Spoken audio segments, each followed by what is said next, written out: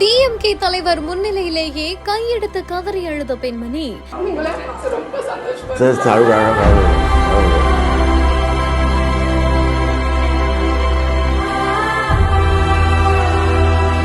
சாமானிய வீட்டை தேடி சென்று தலைவர் எம்.கே. ஸ்டாலின் செய்த கலங்க வைத்த செயல். காலை உணவகத்துல போறாங்களாங்க, என்ன கொடுக்குறாங்க?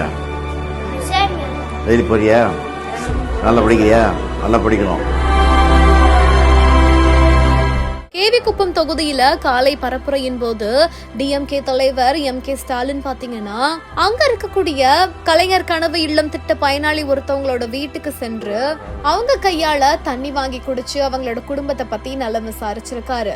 தமிழ்நாட்டு முதல்வரே நம்மள தேடி வந்திருக்காரு அப்படின்ற மாதிரியா அவரை பார்த்த உடனே அந்த பெண்மணி கதறி எழுதிட்டாங்க.